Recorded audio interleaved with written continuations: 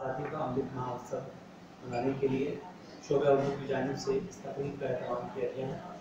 हमारे मेहमान तशरीफ ला चुके हैं। मैं गुजारिश करूँगा कॉलेज के प्रिंसिपल डॉक्टर सत्या उपाध्याय से कि वो स्टेज पर तशरीफ लाएँ। हमारे आज की मेहमान खास जो आज की इस तकरीब की शरारत का फंजा भी अंजाम देंगे, मुमताज़ सहाफ़ी शायर अदीब जो लखनऊ तशरीफ लाए हैं, मेरी मुराद जनाब शहबाज कुरैशी साहब से उनसे गुजारिश है कि बुलाए से तशरीफ लाएँ। ने ये हिदायत दी थी हम लोगों को कि हम जब आज़ादी का अमृत महोत्सव मनाएं तो ऐसे लोगों को याद करें जिन्होंने मुल्क की आज़ादी में नुमायां किरदार अदा किया, लेकिन उन पर उस तरह से तफसीली बात नहीं हुई या वो नेशनल मंजरनामे के उस तरीके से नहीं आ सके, क्योंकि गर्ल्स कॉलेज है, लिहाजा हमने ये ज़रूरी समझा कि जंग आज़ादी का एक अहम नाम बेगम हजरत महल में उनके हवाले से हम यहाँ खुसूसी लेक्चर का एहतमाम करें। तो इसके लिए मैं दावत दूंगा हमारे दरमियान सुन्नत कॉलेज फॉर वुमेन्स की सदर शोभा उर्दू नज़र सहरा मौजूद हैं कि वो नसीम अजीज साहब से गुजारिश है कि साहब कह सकते हैं शहर के कुछ शोरा जो हैं, कुछ मेहमान शोरा वो आज़ादी के हवाले से और अपना कलाम मुख्तलिफ अंदाज से पेश करने की कोशिश करेंगे। मैं सबसे पहले गुजारिश करूँगा अपनी प्रिंसिपल साहिबा से कि वो माइक पर तशरीफ लाएँ और खैर मकदमी कलमात वेलकम स्पीच से आज की इस तकरीब का आगाज़ करें। Doctor Satya Upadhyay principal Capital college.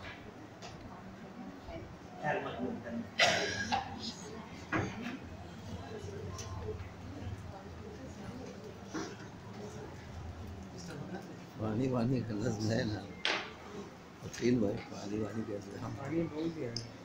आप सभी को मेरा नमस्ते, नमस्ते, सलाम, आदाब। आज कलकत्ता गर्ल्स कॉलेज की इस सभा कक्ष में हमारा जश्न आज़ादी का ये दूसरा कार्यक्रम है। दूसरा कार्यक्रम है और कार्यक्रम की जानिब से भी हम कहें तो यह पहला कार्यक्रम है, क्योंकि प्रथम दिन हमने उसका आगाज़ किया था, हमने उसकी शुरुआत की थी। तो जैसा कि आप सभी को पता है, आप सभी जानते हैं कि हम आज़ादी की 75वीं सालगिरह मना रहे हैं और इसके हवाले से आज हमारे महाविद्यालय, हमारे कॉलेज कलकत्ता गर्ल्स कॉलेज में उर्दू डिपार्टमेंट ने अपना एक कार्यक्रम रखा है और हमारे इस कार्यक्रम का नाम है कि हिंदुस्तान की जंग आज़ादी का एक अहम नाम बेगम हजरत महल और मुशायरा जश्न आज़ादी। जैसा कि अभी उर्दू डिपार्टमेंट के अध्यक्ष डॉक्टर सदर डॉक्टर नईफ अहमद ने आप सभी को वाकिफ कराया।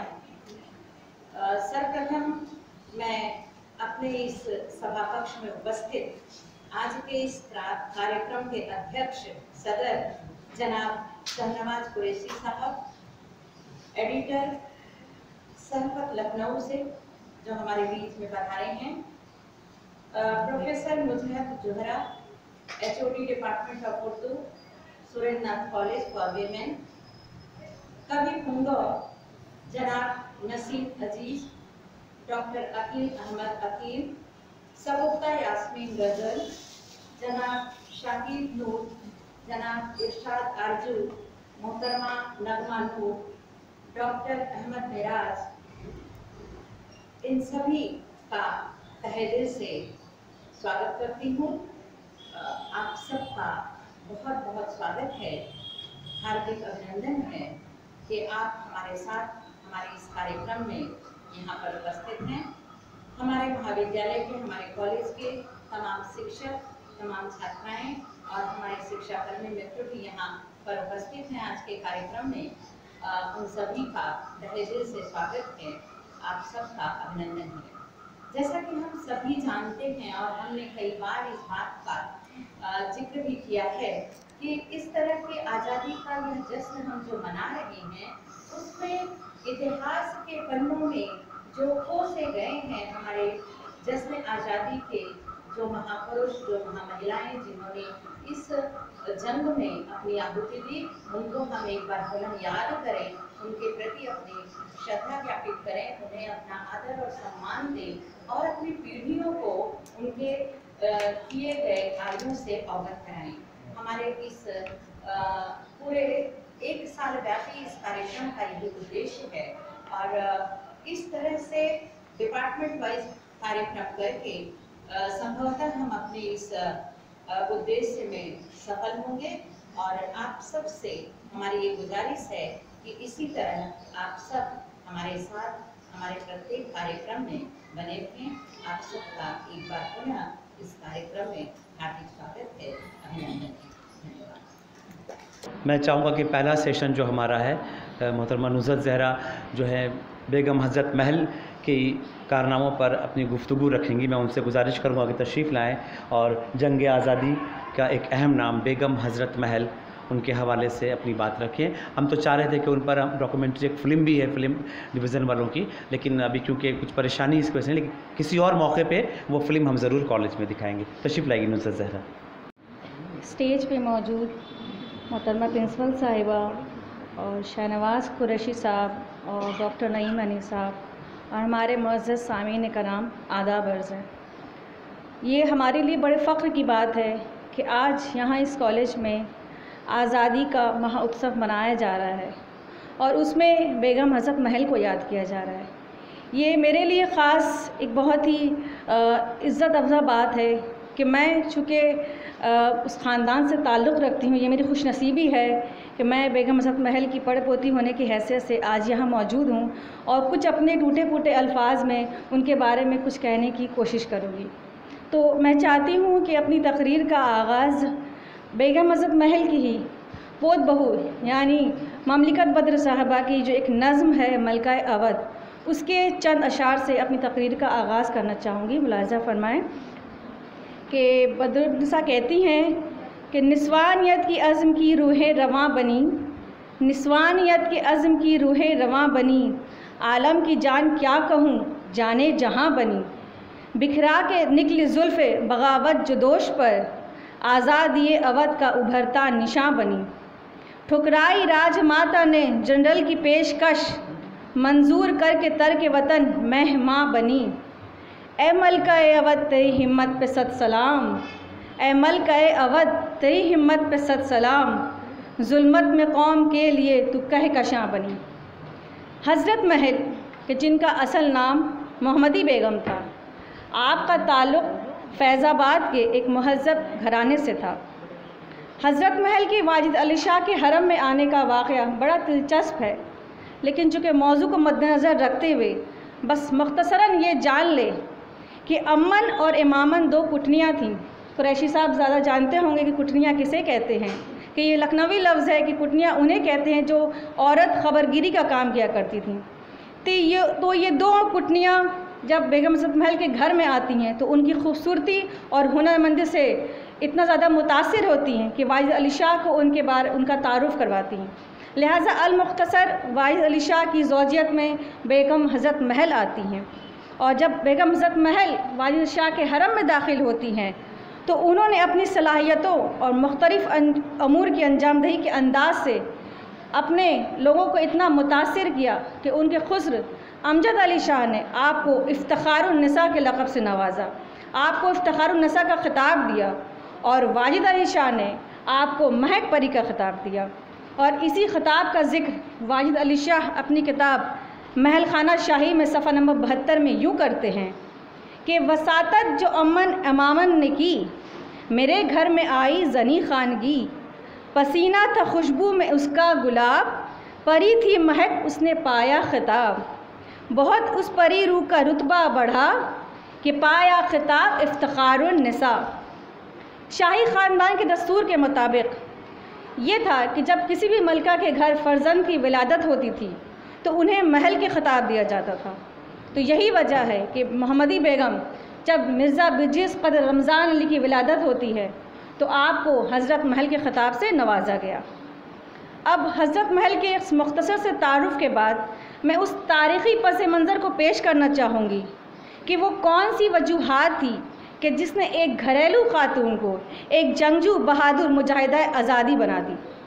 तो इसके लिए डॉक्टर कौकब कदर अपनी किताब वाजिद अली शाह की अदबी और सकाफ़ती खिदमात में बादशाह की माजूली का जिक्र करते हुए लिखते हैं कि 5 दिसंबर 1854 को अवध के लिए नए रेजिडेंट कर्नल ऑट्रम ने अपने अहद का चार्ज लिया और एक अहदनामा मुरतब किया जिसमें बादशाह को यकीन दिलाया गया कि अगर वह इन शराइत को कबूल कर ले तो उनका लक़ब और शाही इमारतों पर इनका इख्तियार बदस्तूर बाकी रहेगा।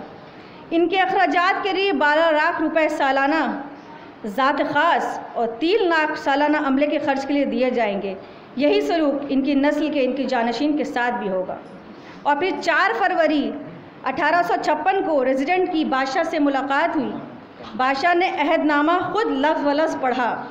अहदनामा बराबर वालों के में होता है। मैं जब बादशाह ही नहीं फिर मुझे इख्तियार कब रहा कि ब्रिटिश गवर्नमेंट के साथ मुआहिदा करूं। मैं इंग्लिस्तान जाऊंगा और ताज बरतानिया से दरख्वास्त करूंगा कि उस फैसले पर नज़रसानी की जाए। बादशाह ने कहा। रेजिडेंट की फरमाइश और वज़ीर की पुरज़ोर तायीद के बावजूद बादशाह ने दस्तखत करने से साफ इनकार कर दिया। बादशाह ने इंग्लिस्तान जाने का कस्द किया। 12 मार्च 1856 को वाजिद अली शाह अपनी माँ मलका किश्वर, अपने फ़र्जंद और अपने भाई और अपनी चंद महलात को लेकर के लखनऊ से कलकत्ता की तरफ रवाना हुए। लेकिन इन तमाम महलात में बेगम हज़रत महल शामिल नहीं थी।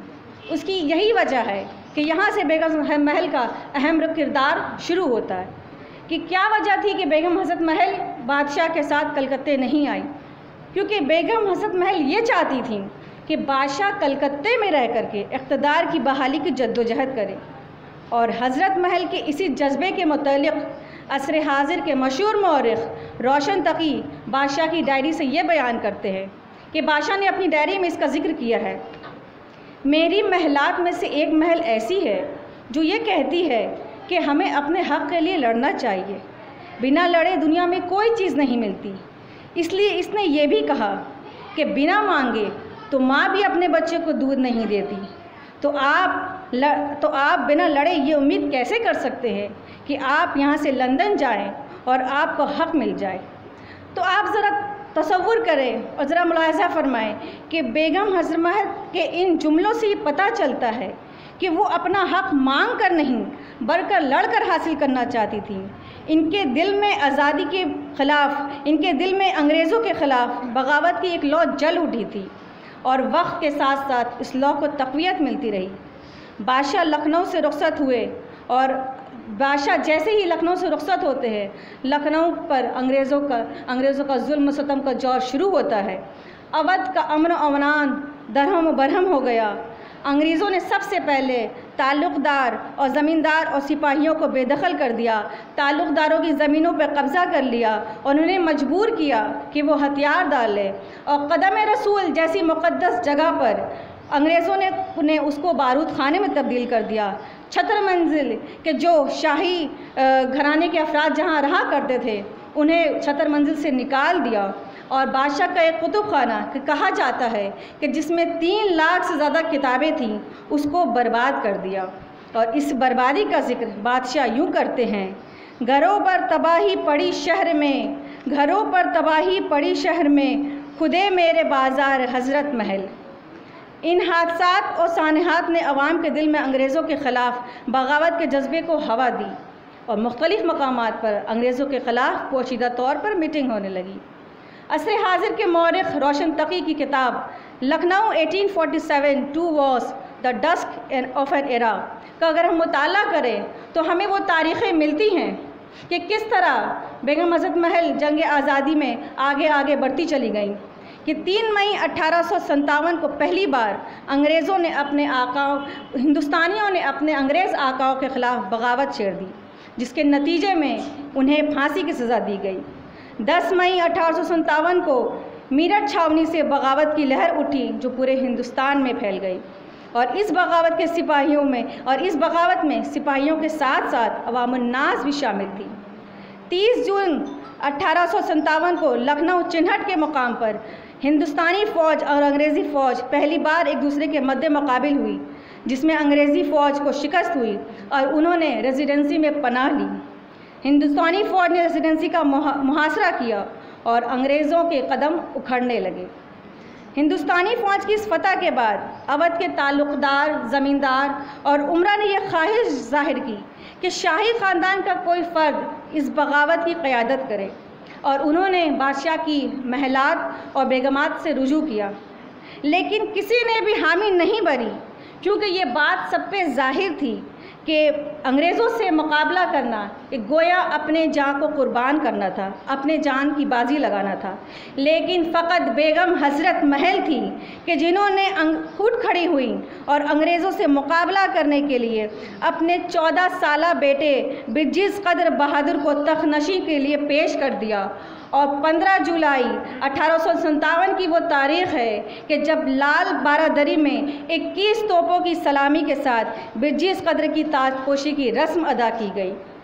बेगम हज़रत महल के इस दिलाना हौसले व जज्बे को डॉक्टर कौकब क़दर अपनी किताब अक़ली में सुखन के ताजदार में इस तरह बयां करते हैं कि अंजाम से बेपरवाह अपने इकलौते लख्ते जिगर बिरजीज़ क़द्र को आज़ादी की राह बेकुर्बान कर आज़ादी की कुर्बानगाह में पेश कर देना बड़े दिल गुर्दे का काम है। इस नाकाबिल तस्ख़ीर हिम्मत और जुर्रत के लिए नेपोलियन ने अपनी शोहरत और अज़मत को अपनी माँ का रहीन मिन्नत बताया था। बिरजीज़ क़द्र अपनी माँ के इससे कहीं ज़्यादा मरहून मिन्नत है कि जो 15वीं सदी के फ्रांस के जोन ऑफ आर्क की तरह अंग्रेज़ों के तसल्लुत को ललकारती और पसमुर्दा दिलों को गरमाती, मिसले शहाब साकिब के पर्दे गुमनामी से नमूदार हुई और अवध की तोलो अर्ज़ में आज़ादी की रूह फूंक दी। बेगम हज़रत महल ने जब अंग्रेज़ों के ख़िलाफ़ ऐलान जंग किया तो उनके साथ हिंदू मुसलमान बराबर के शरीक हुए। इसमें नाना साहेब, राजा बेनी माथो, अहमद अली शाह, राजा जियालाल और शरफुद्दौला शाह वग़ैरह शामिल थे। क्योंकि नवाबी ने अवध का यह कायदा था कि वो हिंदू मुसलमान इत्तेहाद को अवलियत देते थे और अपनी हुकूमत चलाने के लिए अवध के तमाम नवाबीन ने मुसलमानों के साथ साथ हिंदुओं को भी आला दर्जे पर फाइज किया था। यही वजह थी कि हिंदू उमरा ने बेगम हज़रत महल को राजमाता का दर्जा दिया और आखिरी वक्त तक बेगम के साथ जंग करते रहे।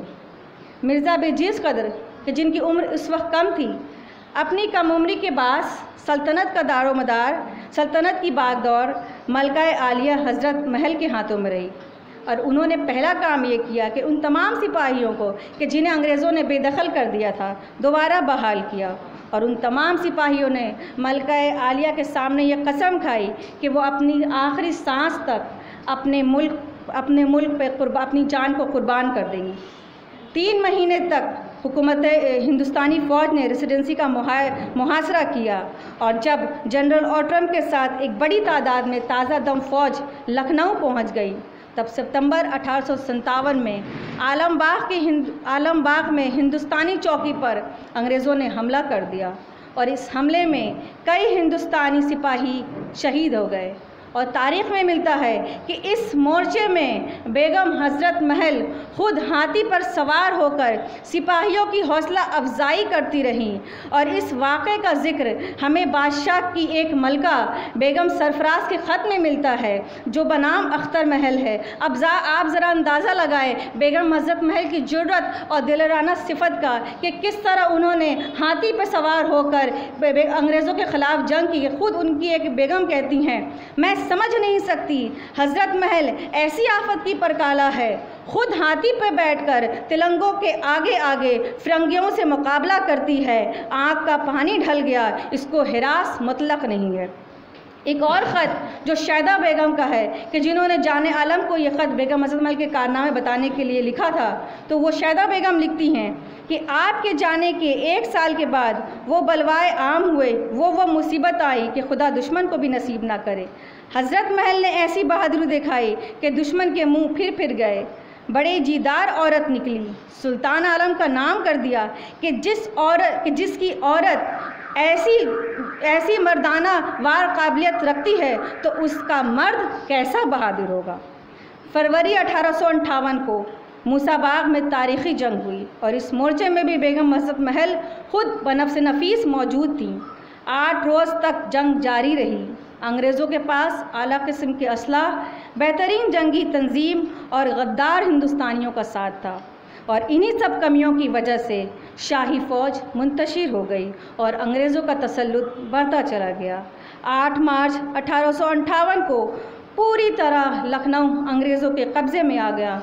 बेगम हज़रत महल को शहर छोड़ना पड़ा और 16 मार्च 1858 की वो तारीख़ थी कि बेगम हज़रत महल अपने वतन को खैराबाद करती हैं, लेकिन इस उम्मीद के साथ कि एक वसी और ताकतवर फ़ौज को मुनज़्ज़म करके फिर एक बार वो लखनऊ पे अपना तसल्लुत कायम करेंगी और मुल्क को अंग्रेज़ों के चंगुल से आज़ाद कराएंगी।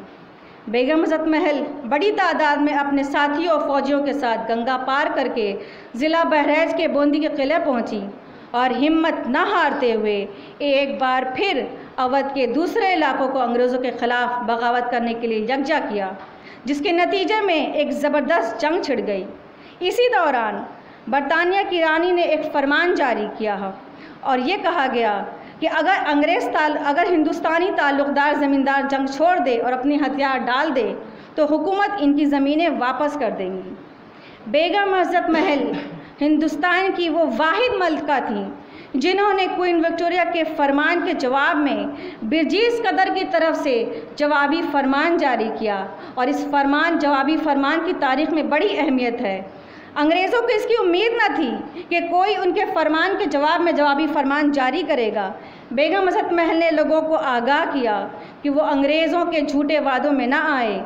अंग्रेज़ किसी को माफ़ नहीं करते। ये बात बड़ी हैरत अंगेज़ और अंग्रेज़ों की रिवायती ख़िलाफ़ है। बेगम ने कभी हार नहीं मानी, अंग्रेज़ों के सामने कभी सर नहीं झुकाया।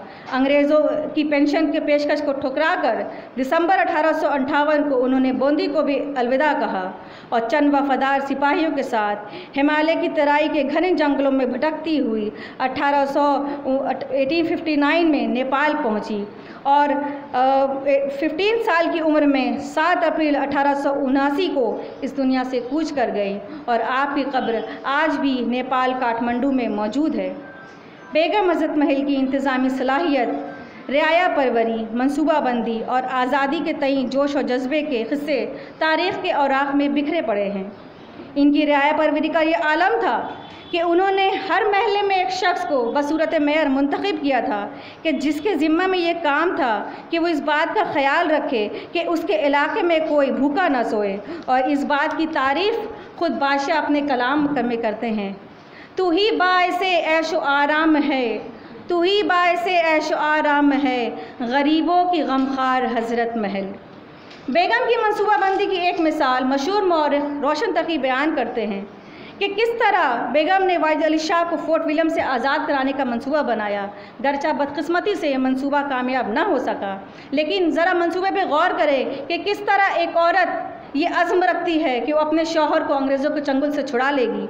कि एक बेगम ने मंसूबा बनाया कि एक शख्स लंदन से चलकर 4 महीने बाद कलकत्ता पहुंचेगा और फोर्ट विलियम में बारूद के ख़जाने में आग लगाएगा और जब बारूद के ख़जाने में आग लगा दी जाएगी तो इस अफरा तफरी में वो शख्स बादशाह सलामत को आज़ाद करके लखनऊ ले जाएगा। लेकिन अफसोस इसकी बात पहले ही इसकी खबर अंग्रेज़ों तक पहले ही पहुँच गई और वो शख्स लंदन में ही गिरफ़्तार हो गया। बेगम ये चाहती थी अंग्रेज़ लखनऊ में दाखिल ना हो सके और इसके लिए उन्होंने अपने ज़ेवरात को फ़रोख्त करके 5 लाख रुपए में लखनऊ के चारों तरफ एक दीवार खड़ी कर दी थी। और एक मोर्चा के दरमियान तो हमें ये भी मिलता है तारीख़ में कि जब लखनऊ की फ़ौज और दिल्ली की फ़ौज में आपस में इस बात पर तनाज़ा हो गया कि दिल्ली की फ़ौज को लखनऊ की फ़ौज से आधी रकम दी जा रही थी और तो दोनों फ़ौज आमने सामने आ गई, यहाँ तक कि तलवारें खिंच गई, तो बेगम हज़रत महल बग़ैर किसी निगहबां के ख़ुद उनके दरमियान आती हैं और ख़ुद उनके दरमियान आ कर के बड़ी हुनरमंदी से ये मामले को तय कर देती हैं। बेगम हज़रत महल की मोहर पर अगर आप गौर करें तो बेगम हज़रत की मोहर पर हमें तलवार और खंजर के निशानात मिलते हैं, जिनकी बड़ी अहमियत है, क्योंकि अमूमन शाही ख़ानदान में ये हुआ करता था कि मर्द हजरात की जो मोहरें हुआ करती थीं उसमें फूल बूटियाँ बना करती थीं, लेकिन बेगम हज़रत महल की जो महर है वो आज भी मौजूद है। तो उनकी मोहर में हमें देखते हैं कि उसमें तलवार बनी हुई है, खंजर बनी हुई है। ये चीज़ें इस बात की दलील है कि बेगम हज़रत महल का किरदार और कायदाना सलाहियत किस उरूज पे थी। 1962 में लखनऊ के विक्टोरिया पार्क का नाम बदलकर हज़रत महल रखा गया, जिसके लिए नबीरा वाजिद अली शाह, प्रिंस अंजुम कदर और नैर कदर ने बेहद कोशिशें की थी। 1984 में हुकूमत हिंद ने बेगम हज़रत महल के नाम पर एक डाक टिकट जारी किया। बस अब आपके सामने मैंने मुख्तसरन बस अपने टूटे फूटे अल्फाज में बेगम हज़रत महल के कारनामे को बताने की कोशिश की है, और अब मैं अपनी तकरीर का अख्ताम बेगम हज़रत महल की इस नज़्म से करना चाहूँगी, जो दरअसल उनकी ज़िंदगी का एक मरसिया है। बेगम हज़रत महल कहती हैं अपनी नज़्म में, ज़रा गौर से इनकी नज़्म सुने। हुकूमत जो अपनी थी अब है पराई, हुकूमत जो अपनी थी अब है पराई, अजल की तलब थी अजल भी न आई, न तख्त और न तख्ता असीरी न शाही, मुक़द्दर हुई है जहाँ की गदाई। वो रुतबा जो पाया था हमने वतन में, उसी की बदौलत हुई ये लड़ाई। उदू बन के आए जो थे दोस्त अपने, न थी जिसकी उम्मीद की वो बुराई। घड़ी दो घड़ी के ये झगड़े हैं सारे, अभी होगी क़ैदे अलम से रिहाई। ज़माना रखेगा पर अपनी नज़र में, ज़माना रखेगा पर अपनी नज़र में, मेरी सरफरोशी मेरी नारसाई। इसी खाक पर मेरा मदफन बनेगा, पहाड़ों में हमने है बस्ती बसाई। लिखा होगा हज़रत महल की लहद पर, लिखा होगा हज़रत महल की लहद पर, नसीबो जली थी फलक की सताई। बहुत बहुत शुक्रिया। हक़ भी अदा किया उस ख़ानदान की बहू होने का, और हमारी तालिबात को बहुत सारी नई बातों से भी आगाह किया। हम शुक्रगुज़ार हैं आपके। और इसके बाद ही हमारा मुशायरे का प्रोग्राम है। हमारे शोरा हज़रात तशरीफ़ ला चुके हैं। तो आज के मुशायरे की शुरुआत मैं एक ऐसे शख्स से करना चाहता हूँ जिसकी शायरी पर, जिसकी दोस्ती पर, जिसकी इल्मी सलाहियतों पर मुझे ख़ुद बड़ा नाज है, रश्क आता है, जो बंगाल की सरज़मीन से निकलकर पूरे हिंदुस्तान और अब हिंदुस्तान की सरहदों को पार करते हुए उर्दू के आलमी मंजरनामे पर अपनी गज़ल के हवाले से एक बहुत अच्छा नक्श कायम कर रहा है। मेरी मुराद इरशाद आरज़ू से है। मैं गुजारिश करूँगा कि इरशाद आरज़ू तशरीफ़ लाए और अपनी खूबसूरत गज़ल से हम सबको नवाजें। इरशाद आरज़ू।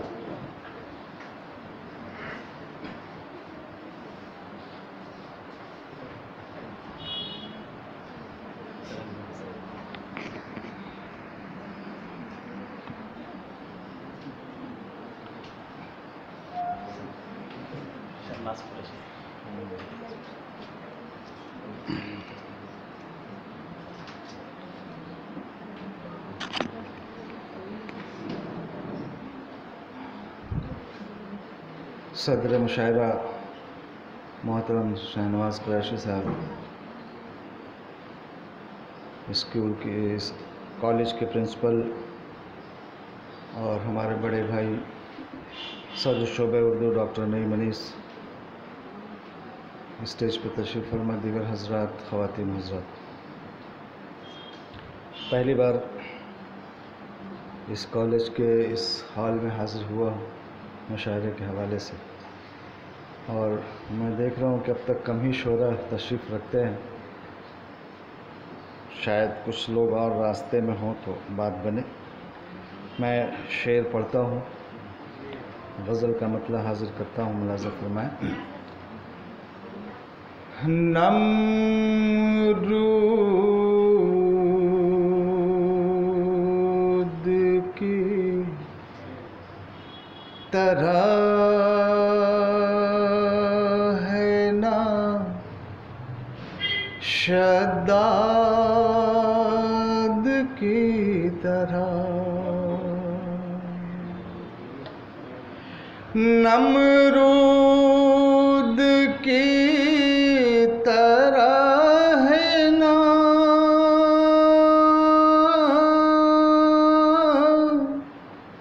शद्दाद की तरह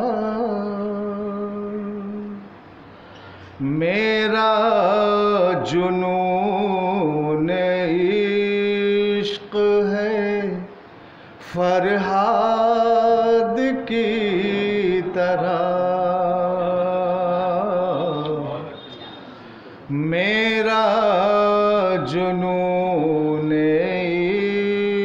इश्क है फरहाद की तरह।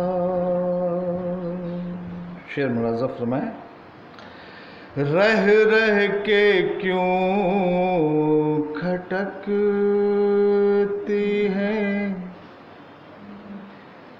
रह रह के क्यों उभरती हैं माज़ी की धड़कनें।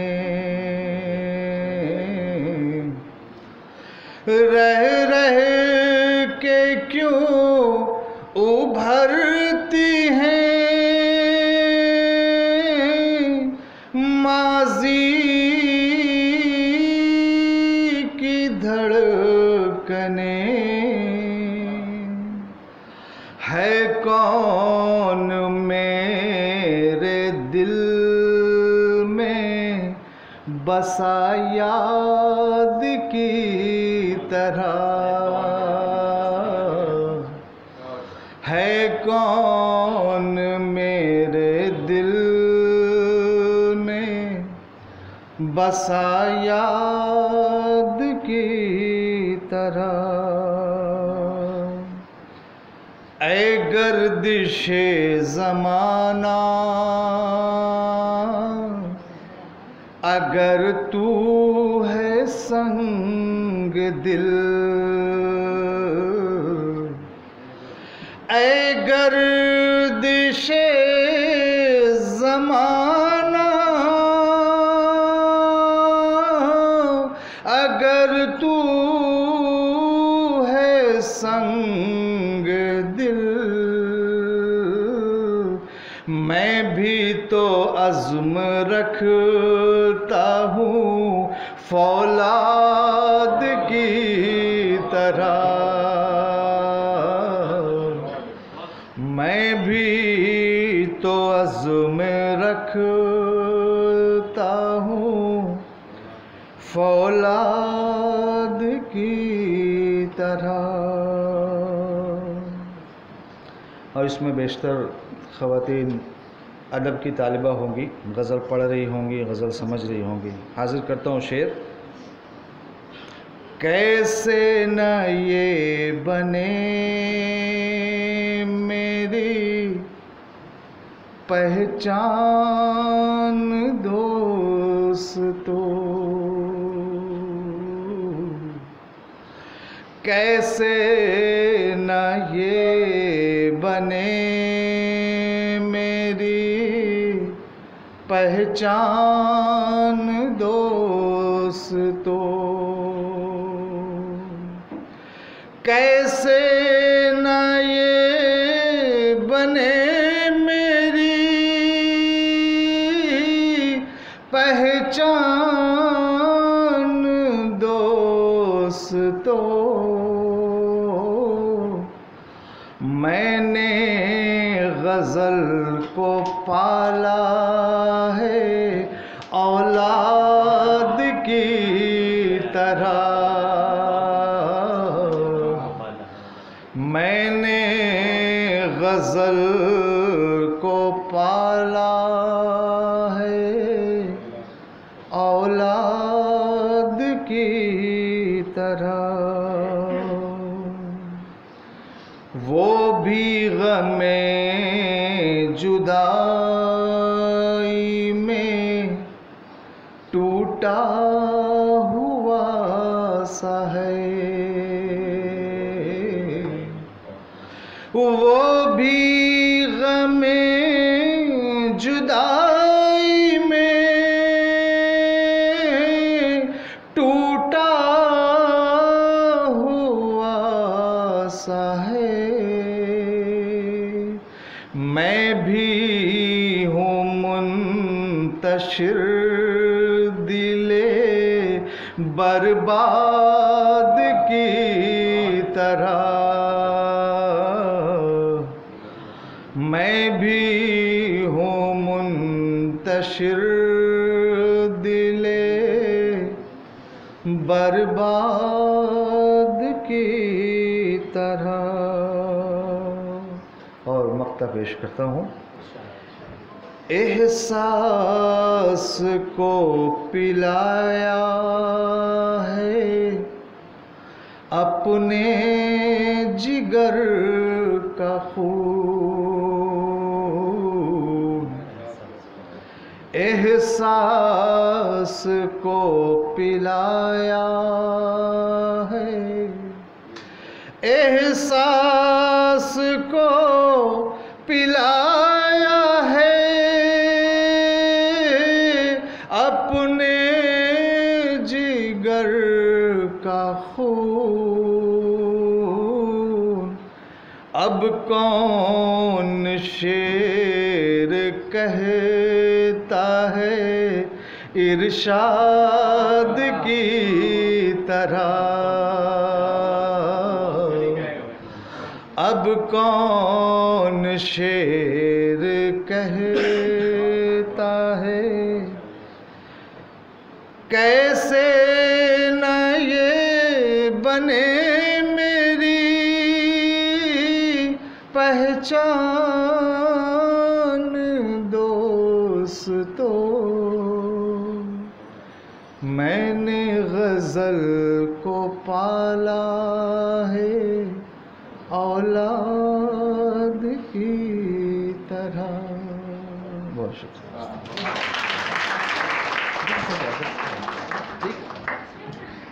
शुक्रिया इरशाद आरज़ू, आपने अपनी खूबसूरत आवाज़ में खूबसूरत गज़ल पेश करके महफ़िल को एक नए रंग से दो चार किया। हमारे बैरूनी शोरा पे तशरीफ़ ला चुके हैं ज़ीशान मुस्तफ़ा और इम्तियाज़ रूमी जो दिल्ली से आए हैं, JNU के रिसर्च स्कॉलर हैं ये लोग। और हमने मुख्तसर प्रोग्राम रखा है और सेलेक्टेड शोरा को बुलाया है। जिसको बुलाया है वो ख़ुद अपनी ज़ात में एक अंजुमन है और एक नुमाइंदा है मग़रिब बंगाल का उर्दू गज़ल के हवाले से पूरे हिंदुस्तान में। मैं नहायत अदब व एहतराम के साथ अब गुजारिश करूँगा डॉक्टर अकील अहमद अकील साहब से कि वो तशरीफ़ लाएँ और अपना कलाम पेश करें।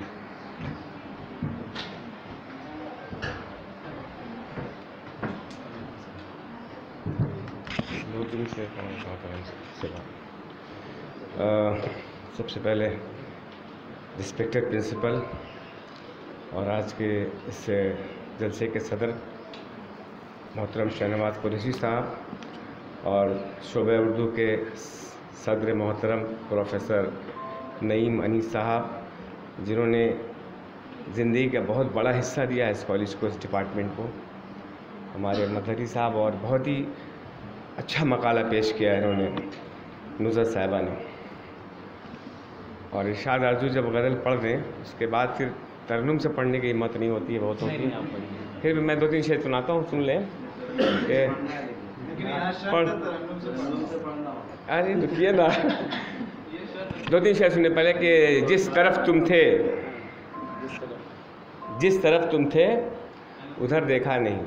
इजाज़त चाहता हूँ सर। जिस तरफ तुम थे उधर देखा नहीं, देख सकते थे मगर जिस तरफ तुम थे उधर देखा नहीं, देख सकते थे मगर देखा नहीं। पत्थरों की आंख अंधी सही, आपने क्यों अपना सर देखा नहीं। जिस तरफ तुम थे उधर देखा नहीं, देख सकते थे मगर देखा नहीं। पत्थरों की आंख अंधी सही, आपने क्यों अपना सर देखा नहीं। 2-3 शेर मुख्तलिफ में कि जो सितम करो तो सितम करो, जो वफ़ा करो तो वफ़ा करो, जो सितम करो तो सितम करो, जो वफ़ा करो तो वफ़ा करो। ये तुम्हारा कैसा मिजाज है, कभी हाँ करो कभी ना। जो सितम करो तो सितम करो, जो वफ़ा करो तो वफ़ा करो। ये तुम्हारा कैसा मिजाज है, कभी हाँ करो कभी ना करो। शेर देखें कि यही दर्द दिल का मिजाज है, यही दर्द दिल का इलाज है। यही दर्द दिल का मिजाज है, यही दर्द दिल का इलाज है, इसे अपने हाल पे छोड़ दो, न दवा करो न दुआ करो। यही दर्द दिल का मिजाज है, यही दर्द दिल का इलाज है, इसे अपने हाल पे छोड़ दो, न दवा करो न दुआ करो। और कि न रुका है वक्त का काफिला, न रुकेगा वक्त का काफिला, न रुका है वक्त का काफिला, न रुकेगा वक्त का काफिला। कोई छूट जाए तो क्या करो, कोई छोड़ जाए तो क्या करो। बदल के 2-3 शेर।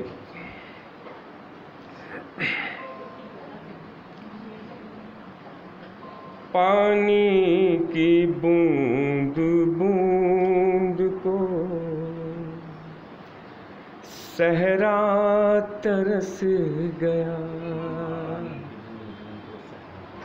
पानी की बूंद बूंद को सहरा तरस गया,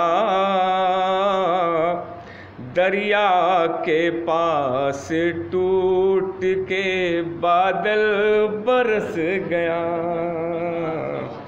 दरिया के पास टूट के बादल बरस गया।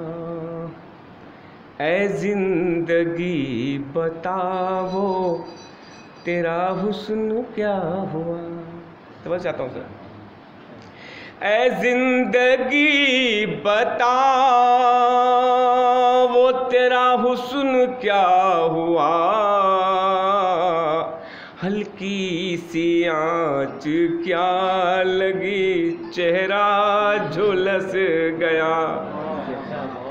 ऐ जिंदगी बता वो तेरा हुस्न क्या हुआ, हल्की सी आँच क्या लगी चेहरा झुलस गया। फिर देखें, ऐ इम्तिहान की धूप तेरी जिंदगी दराज, ऐ इम्तिहान की धूप तेरी जिंदगी दराज, रास्ते में अपने साए को भी मैं तरस गया, रास्ते में अपने साए को भी मैं तरस गया। पानी की बूंद बूंद को सहरा तरस गया। वो नज़्म पेश करना था, मुख्तसर सी है, आज़ादी के हवाले से नहीं है, लेकिन वो जमहूरिया पर पढ़ दूँगा। एक नज़्म आपने NRC के मौके पर सुना होगा, बहुत मशहूर नज़्म हुई थी हबीब जालिब साहब की। ऐसे दस्तूर को सुबह बेनूर को मैं नहीं मानता मैं नहीं जानता, बहुत मशहूर ना, बड़े शायर है। और मैंने जो लिखा है उनकी ज़मीन और वही बहर है।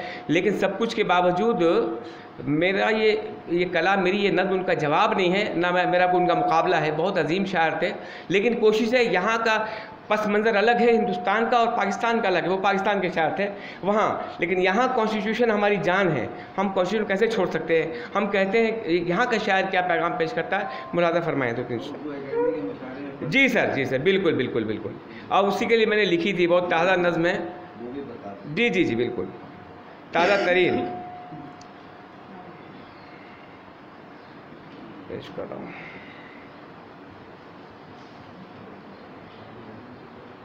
आँख की झील में इतनी गहराइयाँ, आँख की झील में इतनी गहराइयाँ, फिक्र के बाग में ऐसी पुरवाइयाँ, यौम जमहूरियत तेरी रानाइयाँ। हिंद के नूर पर जश्न जमहूर पर जानो तन है फिदा अपने दस्तूर पर। हिंद के नूर पर जश्न जमहूर पर जानो तन है फिदा अपने दस्तूर पर। इसकी अजमत बड़ी है निराला है ये, इसकी अजमत बड़ी है निराला है ये। मुल्क में अमन का एक हिमाला है ये, दर्द का रंज का एक इजाला है ये। ऐसे मंशूर पर गम के काफूर पर जानो तन है फिदा अपने दस्तूर पर। ऐसे मंशूर पर गम के काफूर पर जानो तन है फिदा अपने दस्तूर पर। है ये दस्तूर हर कौम का पासबां, ये मिटाता है तफरीक हर इनवा। है ये दस्तूर हर कौम का पासबां, ये मिटाता है तफरीक हर इनवा।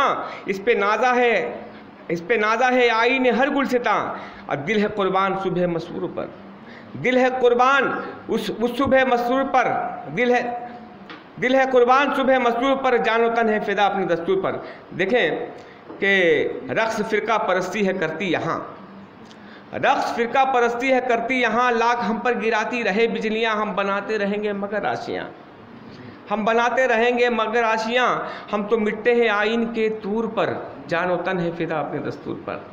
आखिरी बंद है कि जुल्म के वार से हम भी डरते नहीं, जुल्म के वार से हम भी डरते नहीं, उसकी तलवार से हम भी डरते नहीं, तख्ते दार से हम भी डरते नहीं, टूट पड़ते हैं शमशीर मगरूर पर, जानो तन है फिदा अपने दस्तूर पर। शुक्रिया बहुत बहुत। शुक्रिया अकील साहब, बहुत अच्छी नज़्म आपने सुनाई। यकीनन हम सब हिंदुस्तानियों को अपने दस्तूर पर नाज है, फ़ख्र है, हमारी पहचान है, हमारा यकीन है, हमारा एतमाद है हमारा दस्तूर, और हम हर तरह से उसकी हिफाजत पर हमेशा हम सब आगे रहे हैं और आगे भी हर हिंदुस्तानी अपने दस्तूर की हिफाजत पर कारबंद रहेगा। हमारे दरमियान 2 मेहमान शायर दिल्ली से तशरीफ़ लाए हैं। मैं गुजारिश करूँगा ज़ीशान मुस्तफ़ा से कि वो तशरीफ़ लाएँ और अपना कलाम पेश करें।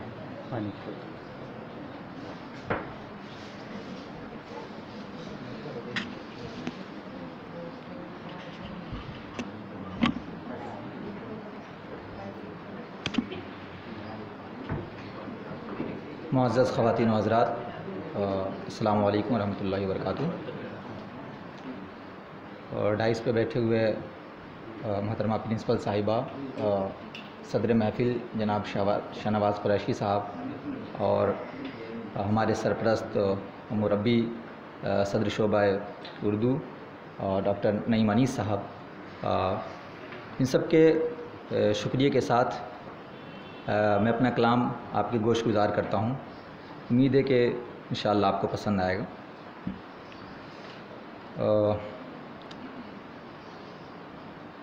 गम से राहत कशीद करते हैं, गम से राहत कशीद करते हैं, आ मोहब्बत शदीद करते हैं, आ मोहब्बत शदीद करते हैं, गम से राहत कशीद करते हैं। और शेर है कि शब में गुल करके इन चिरागों को, शब में गुल करके इन चिरागों को दिल की सोजिश मज़ीद करते हैं, दिल की सोजिश मज़ीद करते हैं, गम से राहत कशीद करते हैं। और ये शेर देखें कि कब तक जीते रहे ख़राबों में, कब तक जीते रहें ख़राबों में, फ़ैसला एक सदीद करते हैं, फ़ैसला एक सदीद करते हैं, जिसके बाद मुलाकात हो वसल हो। तो यह शेर भी मुलाज़ा करें कि मोतक़िद हम नहीं रवायत के, मोतक़िद हम नहीं रवायत के, कारे हुस्ने जदीद करते हैं, कारे हुस्ने जदीद करते हैं। जैसा कि डॉक्टर नईम अनीस साहब हमेशा करते रहते हैं, और यूँ तो बंगाल की सरज़मीन पर रहते हैं, लेकिन इनकी धमक दिल्ली के सरज़मीन पर भी सुनाई देती है। तो ना, ये बिल्कुल सच है। गज़ल के चंद शेर आप तक पहुंचा रहा हूं कि आँखों ने कभी मेरी ये मंज़र नहीं देखा, आँखों ने कभी मेरी ये मंज़र नहीं देखा, गव्वास ने ऐसा कभी गौहर नहीं देखा, गव्वास ने ऐसा कभी गौहर नहीं देखा। और हो जाती शर्फ याब ये आवारा हवाएं, हो जाती शर्फ याब ये आवारा हवाएं, गलियों से कभी उसकी गुज़र कर नहीं देखा, गलियों से कभी उसकी गुज़र कर नहीं देखा। और आरास्ता है खुद ही अदाओं से सितमगर, बतौर ख़ास आरास्ता है खुद ही अदाओं से सितमगर, फिर क्या है अजब उस पे जो ज़ेवर नहीं देखा, फिर क्या है अजब उस पे जो ज़ेवर नहीं देखा। और था नज्म शनासी का बड़ा ज़ोम जो खुद पर, था नज्म शनासी का बड़ा ज़ोम जो खुद पर, उस जैसा फ़लक पर मगर अख्तर नहीं देखा, उस जैसा फ़लक पर मगर अख्तर नहीं देखा, आँखों ने कभी मेरी ये मंज़र नहीं देखा।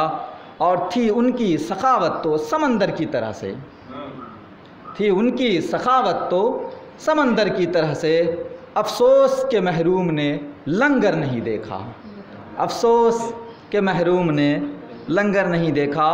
और बतौर ख़ास ये शेर आपके गोश गुजार कर रहा हूँ कि लिखा था तलबगार ने एक हरफ़े माफ़ी, लिखा था तलबगार ने एक हरफ़े माफ़ी, लिखा था तलबगार ने एक हरफ़े माफ़ी, क्या खूब सितम ढाया जो पढ़ कर नहीं देखा, क्या खूब सितम ढाया जो पढ़ कर नहीं देखा। और मक्ता आपके हवाले हैं कि यूं कैद हुए उसके कि ज़ीशान न पूछो, यूं कैद हुए उसके कि ज़ीशान न पूछो, पल भर के लिए ख़ुद से निकल कर नहीं देखा, पल भर के लिए ख़ुद से निकल कर नहीं देखा। बहुत बहुत शुक्रिया। शुक्रिया ज़ीशान। ज़ीशान अभी यूनिवर्सिटी में ज़र तालीम है, तो ज़ाहिर है इनकी गज़लों में वो सारे महरक़ात नज़र आएंगे जिनसे ये वाबस्ता होते रहते हैं सुबह शाम यूनिवर्सिटी के में। और मैं इसी के साथ अब गुजारिश करूँगा, हमारे दरमियान एक और मेहमान शहर यहाँ तशरीफ़ रखते हैं, इम्तियाज़ रूमी, जवाहरलाल नेहरू यूनिवर्सिटी से PhD कर चुके हैं। तशरीफ़ लाएँ इम्तियाज़ रूमी।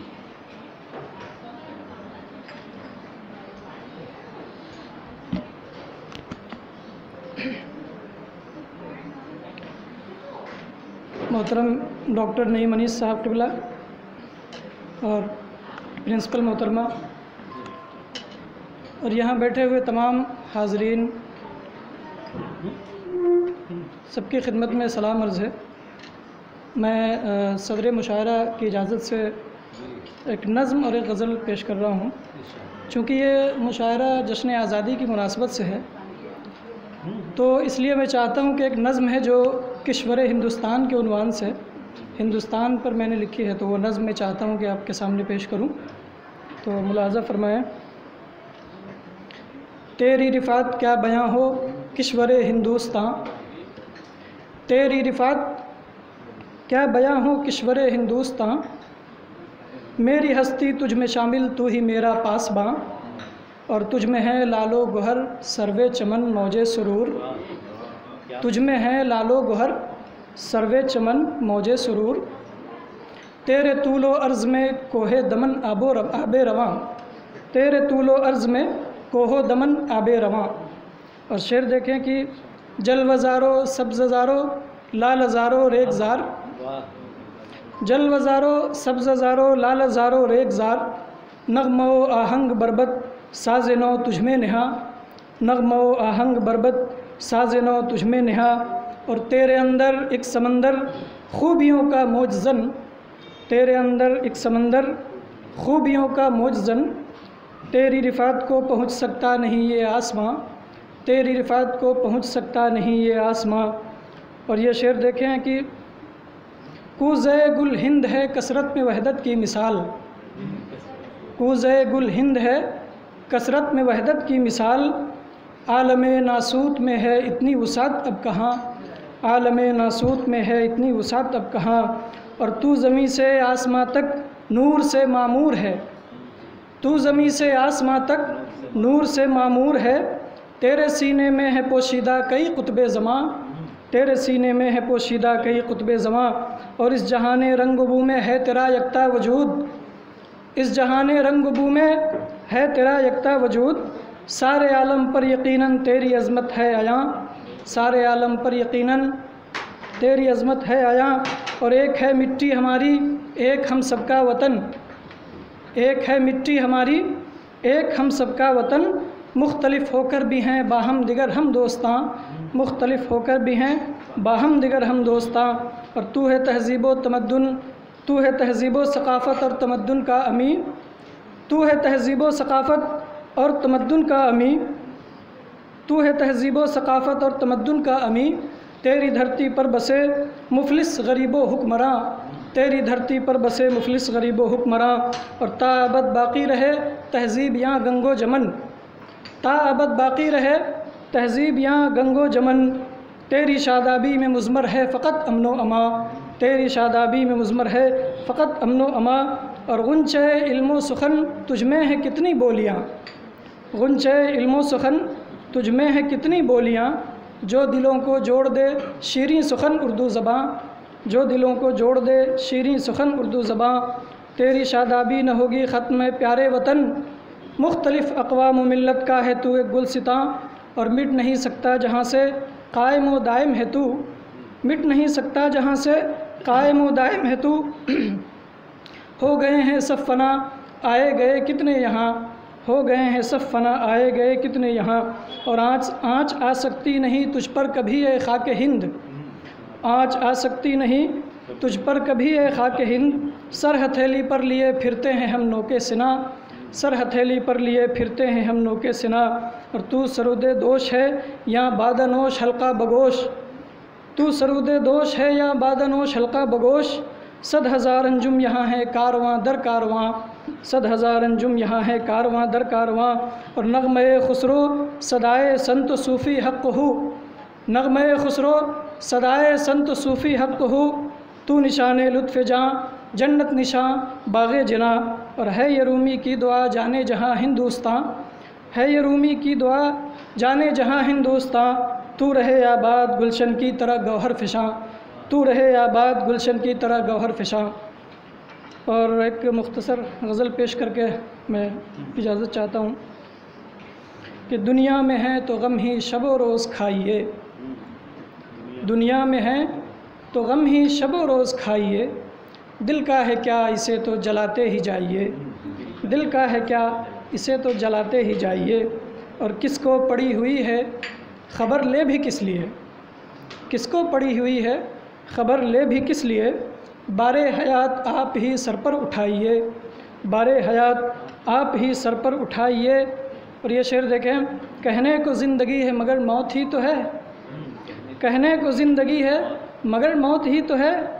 जब तक है जान ठोकरें दर दर की खाइए, जब तक है जान ठोकरें दर दर की खाइए। और ये आरज़ू भी जाके ठहरती नहीं कहीं, ये आरज़ू भी जाके ठहरती नहीं कहीं। हालांकि खाली हाथ ही दुनिया से जाइए, हालांकि खाली हाथ ही दुनिया से जाइए। और जुज़ मौत और कोई नहीं है इलाज दर्द, जुज़ मौत और कोई नहीं है इलाज दर्द। पर क्या हो अगर वहाँ पे भी राहत न पाइए, पर क्या हो अगर वहाँ पे भी राहत न पाइए। और राज़ो न्याज़ इश्क़ में उलझे हुए हैं क्यों, राज़ो न्याज़ इश्क़ में उलझे हुए हैं क्यों। रखिए खिरत को दूर यहाँ दिल को लाइए, रखिए खिरत को दूर यहाँ दिल को लाइए। और मक्ते का शेर देखें कि फैली हुई हैं शहर में हर सू उदासियाँ, फैली हुई हैं शहर में हर सू उदासियाँ। बरपा है रूमी हश्र यहाँ लौट जाइए, बरपा है रूमी हश्र यहाँ लौट जाइए। बहुत शुक्रिया। शुक्रिया इम्तियाज़ रूमी।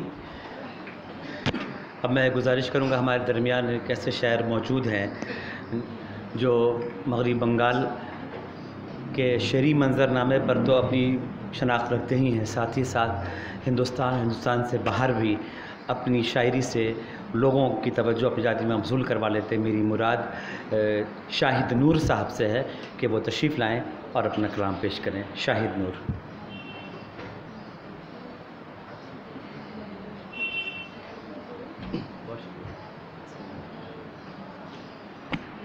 अस्सलाम वालेकुम।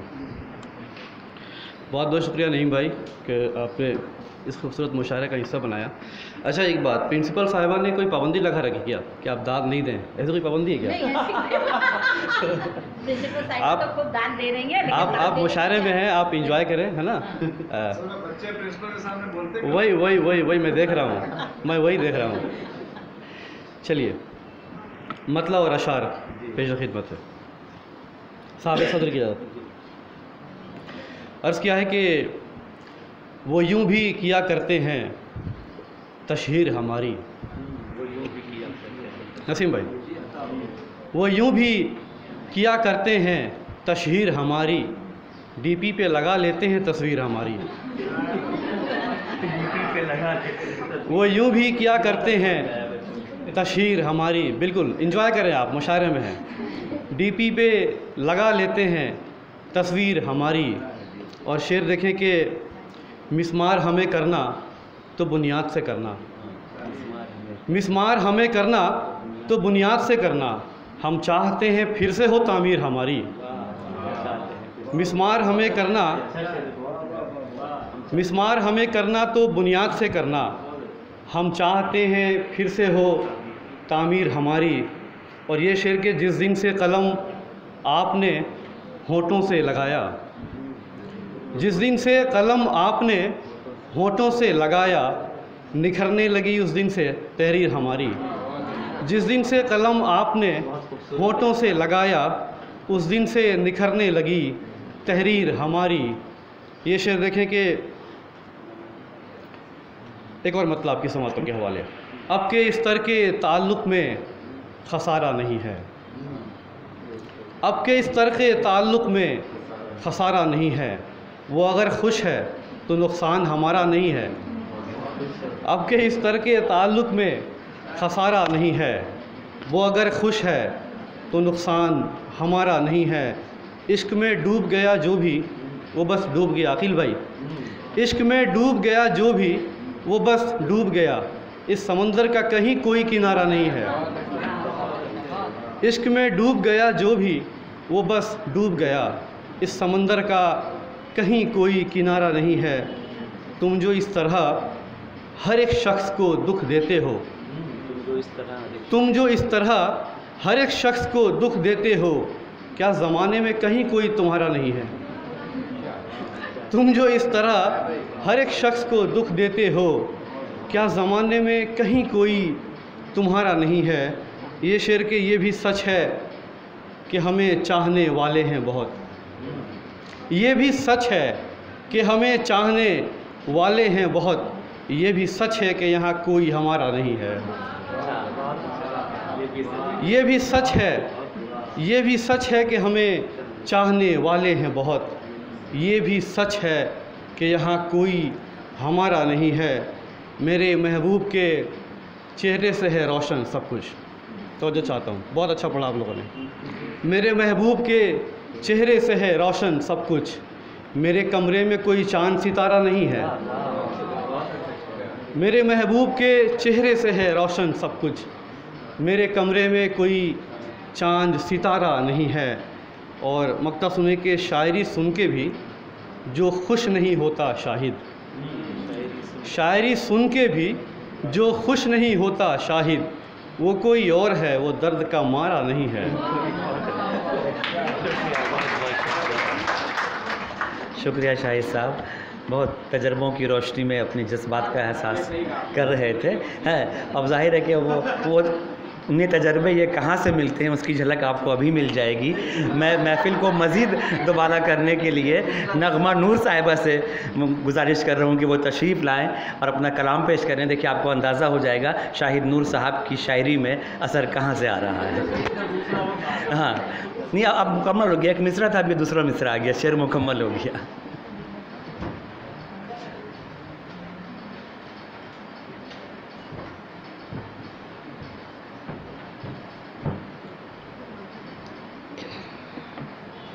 आदाब अर्ज़ हाज़रीन महफ़िल।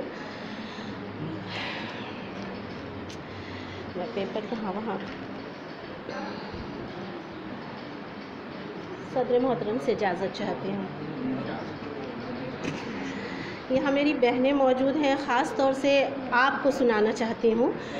मेरी गज़ल से अगर एक दो शेर भी आपका हुआ तो मैं कामयाब हो गई। सुने।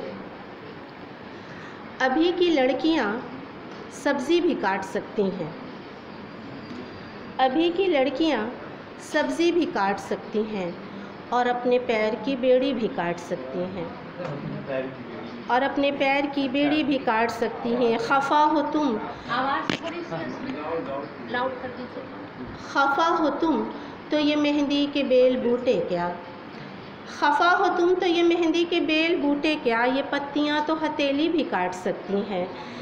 खफा हो तुम तो ये मेहंदी की बेल बूटे क्या, ये पत्तियाँ तो हथेली भी काट सकती हैं। और बस इतना कहना है उस शख्स के तारुफ में, बस इतना कहना है उस शख्स के तारुफ में मेरी सहेलियां उंगली भी काट सकती हैं।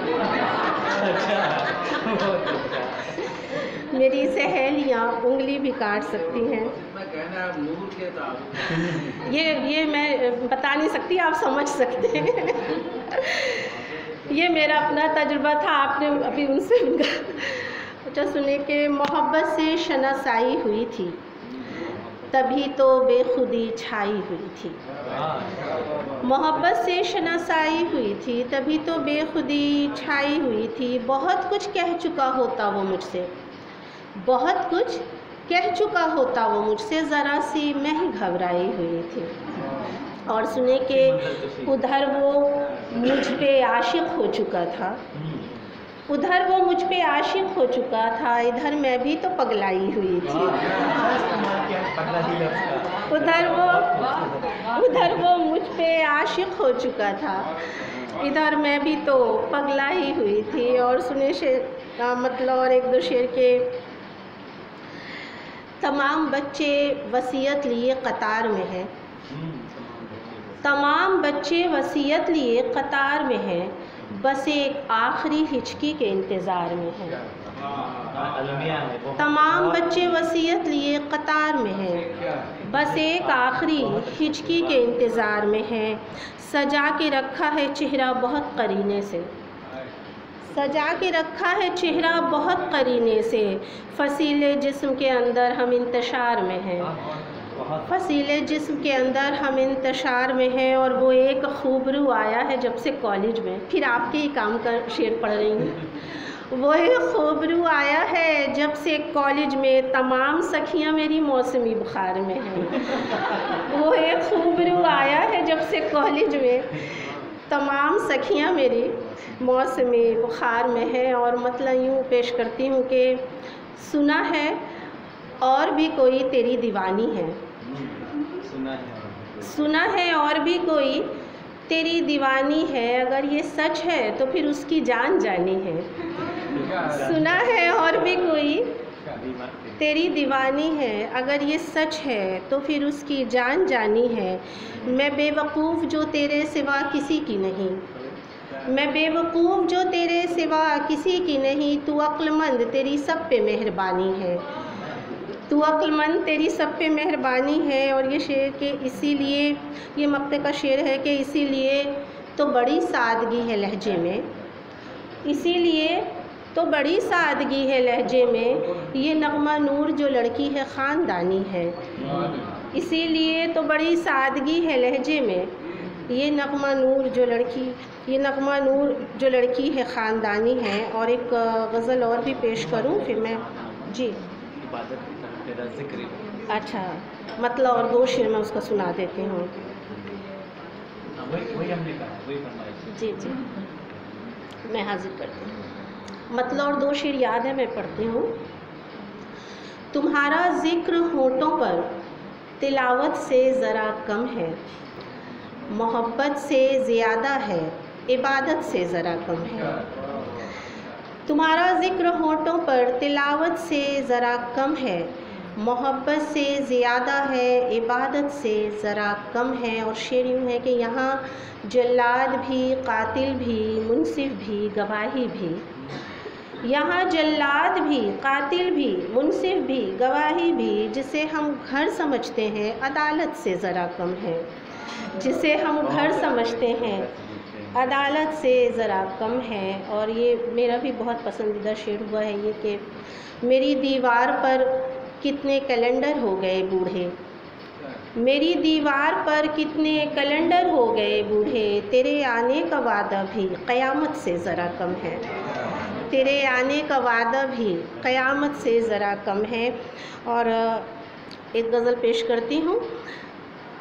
छीन ली उसने मेरे हाथ से मेरी कॉफ़ी, छीन ली उसने मेरे हाथ से मेरी कॉफ़ी, और कहा प्यार बढ़ा देगी ये झूठी कॉफ़ी, और कहा प्यार बढ़ा देगी ये झूठी कॉफ़ी। उसने आते ही कहा चलता हूँ अल्लाह हाफिज़, उसने आते ही कहा चलता हूँ अल्लाह हाफिज़, पेश क्या करती उसे मैं कोई लस्सी कॉफ़ी, पेश क्या करती उसे मैं कोई लस्सी कॉफ़ी। और वो भी बातों से कोई बात बना लेता है, वो भी बातों से कोई बात बना लेता है, और फिर मैं भी बना लेती हूँ अच्छी कॉफ़ी। वो भी बातों से कोई बात बना लेता है, और फिर मैं भी बना लेती हूँ अच्छी कॉफ़ी।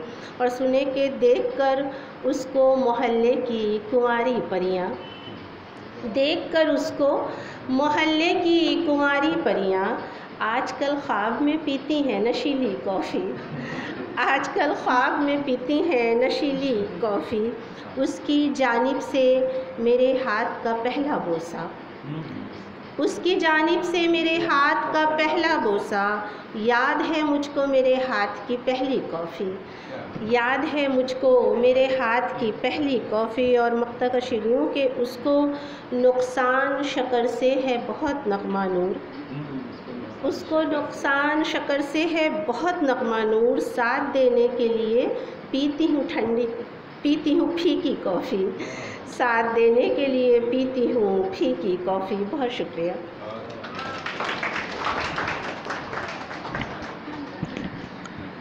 शुक्रिया नगमा नूर साहिबा, आपने अपने अशार से लड़कियों के उनके जज्बात की तर्जुमानी की, और उन्हें इशारा भी दिया कि क्या किन किन कैफियतों से वो गुज़रती हैं, और शायर कितना हसास होता है वो सब समझ जाता है।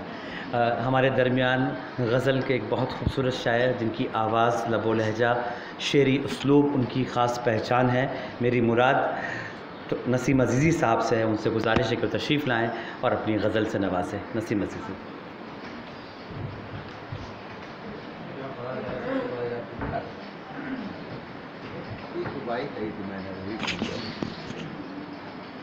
मैं पहली बार यहाँ आ रहा हूँ, आप सबका ख़ास तौर से नईम अनीस भाई का शुक्रगुज़ार हूँ कि मैं ये जानता भी नहीं था कि यहाँ जो है, मैं उस तरफ चला गया था भाई। और लेकिन एक बात ज़रूर है कि मैं पर्सनली यहाँ नहीं आया, लेकिन यहाँ जो तकरीबात मुनक़िद होती रहती हैं उसकी रुदादे में पढ़ता रहता हूँ। और सबसे अच्छी बात यहाँ मैंने ये देखी उन रुदादों के हवाले से भी, और आज जो बनफ़्स नफीस जो मंज़र देखा वो ये है कि ये एक तरबियत गाह है, ये एक तरबियत गाह से कम नहीं है, क्योंकि यहाँ नए बच्चे और बच्चियाँ जो हैं वो कल हमें न सिर्फ़ अपनी तहरीरों के हवाले से महबूब व मकबूल नज़र आएंगी, बल्कि उनका एक अच्छा खासा नाम होगा, और कभी वो उन एहसासात को शेयर करेंगी कि भाई हम भी कभी सामेईन में होते थे और आज मसनद नशी हैं या हम कलाम सुनाते हैं। तो और ये सबसे बड़ी बात यह है कि मैं थोड़ी सी गुफ्तगू करना चाहता हूँ। आज शाहनवाज़ कुरैशी साहब को देखा मुद्दत मदीद के बाद, मेरे चेहरे में इतनी तब्दीली और तग़य्युर वाक़ा हुआ है कि मैं ये समझ रहा था कि शायद ये मुझे पहचान न पाएंगे, लेकिन खुदा का शुक्र है कि उन्होंने पहचाना और दुआएं भी दी। बहरहाल एक रुबाई मैंने कही, मैं यहाँ ज़रा कुछ मैं ज़रा सा मुंतशिर था मेरा साथ कि मैं एक ताज़ा रुबाई कहूँ तो कुछ मिसरे मैं यहीं गढ़ रहा था, और इसके लिए कोई दावा नहीं है, बस यूँ ही चूँकि आज के मुशायरे का जो उन्वान है तो उस उन्वान की मुनासबत से मैंने सोचा कि भाई 4 मिसरे कह लिए जाएँ, और वो जो है रुबाई के मिसरे हैं। रुबाई मुलाहिज़ा करें, उसके बाद मैं गज़ल पढ़ूँगा। आईने दस्तूर न यूं सीमावी हो, आईने दस्तूर न यूं सीमावी हो, तस्वीरे गुलसितां न यकबाबी हो, तस्वीरे गुलसितां न यकबाबी हो, सूरज की तमाज़त से महफूज रहे, सूरज की तमाज़त से महफूज रहे, हर फूल के चेहरे पर शादाबी हो। ये एक मुनाजात भी है और ये रुबाई भी थी, और रुबाई का मसला ये है कि आप 2-3 बहरों का भी इस्तेमाल करते हैं। यही वजह है कि शेरी आहंग में जो आप तग़य्युर देख रहे थे उसका भी आपको अंदाज़ा होगा। मैं 2-3 अशार जो है 3-4 अशार पढ़ देता हूँ गज़ल के, और हाँ तरन्नुम से पढ़ दूँगा। और इस गज़ल के हवाले से बस ये कहना है कि कुछ लोगों को इसकी बहर समझ में नहीं आती है, लेकिन मुझे थोड़ी बहुत समझ में आती है, इसलिए मैं पढ़ रहा हूँ। और मैं ये समझ रहा हूँ कि आप लोग समझेंगे, इसलिए मैं पढ़ रहा हूँ। कि फेसबुक पर एक सिलसिला चल पड़ा था। फेसबुक की खूबी ये है कि आप घर बैठे ही बैनुल-अक़वामी शायर और शायरा हो सकते हैं। ऑनलाइन इतने मुशायरे हुए अमेरिका वगैरह में और दूसरे ममालिक में कि सभी आजकल बैनुल-अक़वामी शायर और शायरा हो गए। और हैरत की बात यह है कि उसमें नामौजू मिसरे भी जो है ना बहुत शान और शौकत के साथ पढ़े जाते थे। मैंने उसका तुर्रा मैंने देखा। तुर्रे इम्तियाज़ ये है कि जो सदारत कर रहे हैं वो साहब नामौजू मिसरे पढ़ रहे हैं। ये भी एक कमाल है। थोड़ा मोहतात रहने की ज़रूरत भी है हमें, क्योंकि यकायक जो शोहरत मिलती है वो बहुत पायदार नहीं होती। 2-3 अशार समाप्त फरमाएं। जीने के आसार कुछ नजर आए,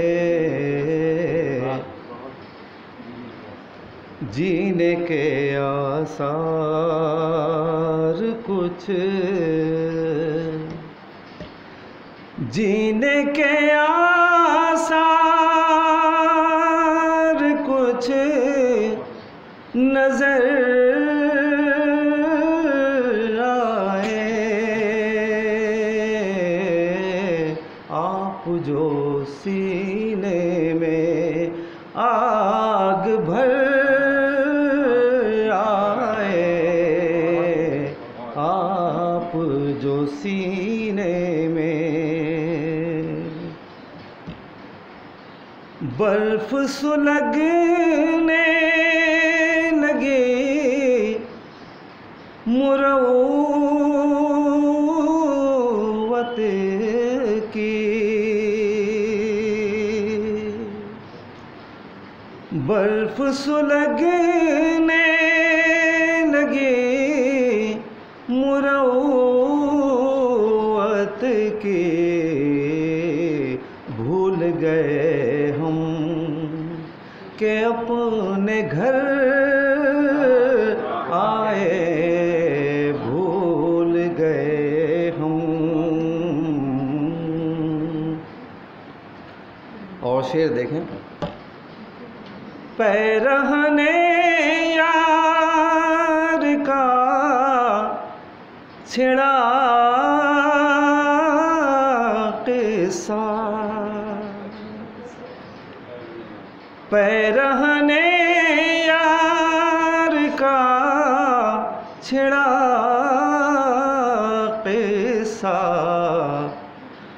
आईने जिस्म में उतर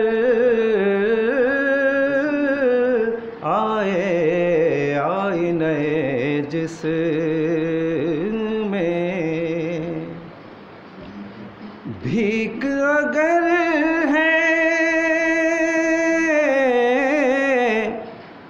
हिसाब क्या लेना, भीख अगर है हिसाब क्या लेना, आए ज़ियादा के मुख्तसर आए, आए ज़ियादा। और शेर सुने। दूर अंधेरा मगर नहीं होता, दूर अंधेरा मगर नहीं होता, लाख वो खुद को चराग कर आए, लाख वो खुद को आँख जो देखे वो सच नहीं होता,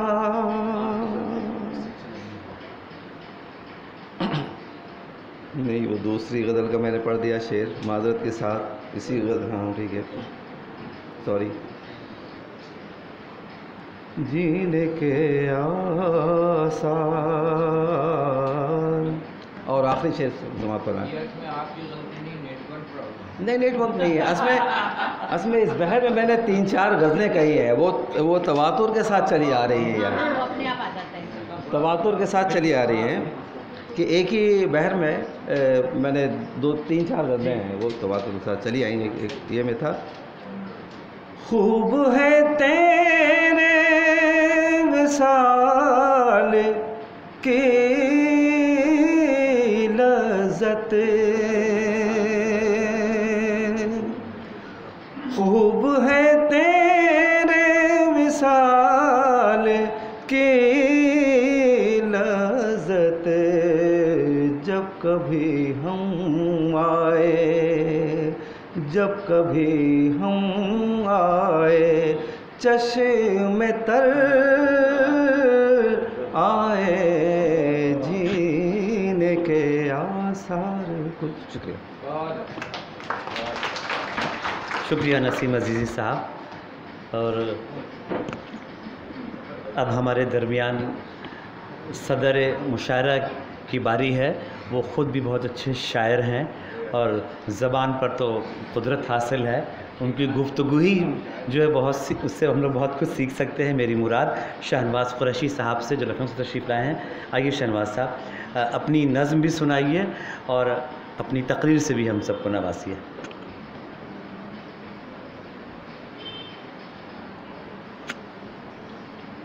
इस कॉलेज की प्रिंसिपल साहिबा डॉक्टर नईम अनीस साहब, शुअराए किराम और ख़वातीन हज़रात, नसीम अज़ीज़ी साहब ने विसाल की लज्जत पर एक शेर पढ़ा और चश्मे तर आने की बात कही। इस पर मुझे जिगर मुरादाबादी का एक शेर याद आ गया। हिज्र से शाद, वस्ल से नाशाद, हिज्र से शाद, वस्ल से नाशाद, क्या तबीयत जिगर ने पाई। लेकिन मुश्ताक यूसुफ़ी ने इस शेर पर तबसरा करते हुए लिखा था कि इस शेर का ताल्लुक़ जिगर की तबीयत से नहीं, उनकी सेहत से है।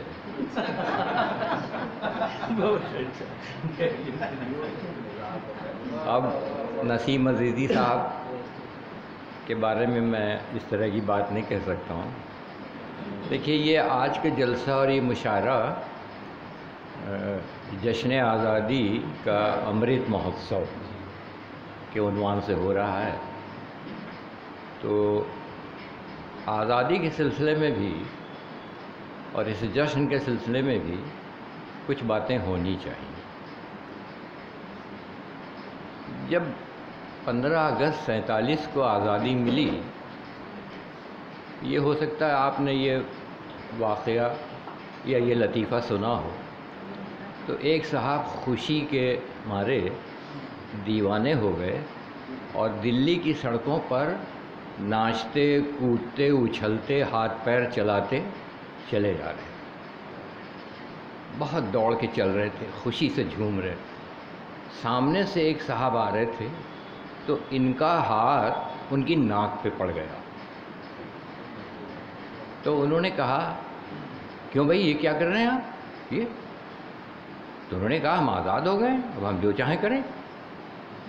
कहें, देखिए, आपकी आज़ादी वहाँ ख़त्म हो जाती है जहाँ मेरी नाक शुरू होती है, तो मेरी नाक का भी ख्याल रखिए। लेकिन हुआ यही है कि इन 75 बरसों में हमने आज़ादी के जोश में दूसरों की नाक का ख्याल नहीं रखा या बहुत कम रखा। मैं ये बात बहुत माज़रत बल्कि जसारत के साथ कहूँगा कि हमारी आज़ादी अभी मुकम्मल नहीं हो सकी। जब तक हमें गरीबी से, इस्तेहसाल से, सरमायादाराना निज़ाम से, तंग नज़री से, फ़िरक़ा परस्ती से, असबियत से पूरी तरह आज़ादी नहीं मिलेगी, हमारी आज़ादी अधूरी रहेगी। हम लाख जश्न मनाते रहें, जश्न मनाने से सिर्फ बात नहीं बनती है। सबसे पहली बात तो ये है कि आपको दूसरे की नात या दूसरों के जज्बात का भी ख्याल रखना होगा। आपको किसी की दिल आज़ारी नहीं करनी चाहिए। हमारे दस्तूर ने, हमारे कॉन्स्टिट्यूशन ने सबको बराबर के हुकूक दिए हैं और सबको यकसां हैसियत से यहाँ का शहरी तस्लीम किया है। तो इस बात को हमें अपने सामने रखना होगा। क्या हम आम तौर से ऐसा कर पा रहे हैं? इस पे गौर करने की ज़रूरत है। लेकिन मुझे अफसोस है कि ऐसा हम शायद नहीं कर पा रहे हैं। और जहाँ तक उर्दू शायरी का ताल्लुक़ है, आम तौर से ये ख़याल है कि ये सिर्फ़ गुलो बुलबुल, शमा परवाना और हुस्न व इश्क़ की शायरी है। जिन लोगों का ये ख़याल है उनकी कम इल्मी पर अफसोस होता है। उर्दू शायरी ने जंग आज़ादी में बराबर से हिस्सा लिया और जज्बे हुर्रियत को महमेज किया, मुजाहिदीन आज़ादी को हौसला बख्शा, और इस पर ज़ख़ीम किताबें उर्दू में मिलेंगी आपको। अली जव्वाद ज़ैदी की एक किताब कौमी शायरी के 100 साल उठा के देख लीजिए, और भी किताबें हैं। और कौमी शायरी के 100 साल ये लोगों को मालूम नहीं, यूपी गवर्नमेंट के इंफॉर्मेशन डिपार्टमेंट ने शाया की थी। अब वो कामयाब हो चुकी है। तो मुताला कीजिए कि कौमी शायरी किसको कहते हैं और उर्दू शायरी ने कहाँ कहाँ जंग आज़ादी में किस किस सतह पर मुजाहिदीन आज़ादी को हौसला बख्शा, उनके जज्बे हुर्रियत को महमेज किया। ये सब चीज़ें हमें पेश नज़र रखना चाहिए। तो अब इससे ज़्यादा मेरा ख़्याल है वक्त काफ़ी हो चुका है, गुंजाइश नहीं है। मैं इस जलसे की या इस मुशायरे की सदारत भी कर रहा हूँ। आपने नसीम अज़ीज़ी साहब ने कहा कि सब बैनुल-अक़वामी शायर हो चुके हैं हमारे मोबाइल के तवस्सुस से, और ख़ुद सदारत करने वाले नामौज़ू मिसरे बड़ी शान से पढ़ते हैं। तो मैं यहाँ कुछ नामौज़ू मिसरे ही पेश करूँगा।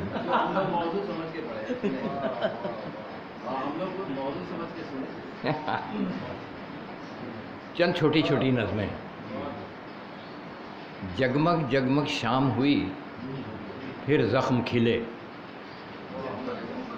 जगमग जगमग शाम हुई फिर ज़ख्म खिले, छाने लगी आँखों पे ख़मोशी और सुकूत, छाने लगी आँखों पर ख़मोशी और सुकूत, हद्द नज़र तक दूर किसी साहिल पर जैसे फैल रहे हों धुंधले धुंधले सन्नाटे।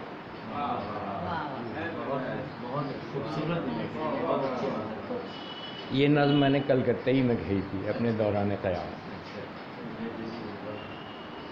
एक बहुत छोटी सी नज़्म है, इसको आप रूमानी नज़्म कह सकते हैं।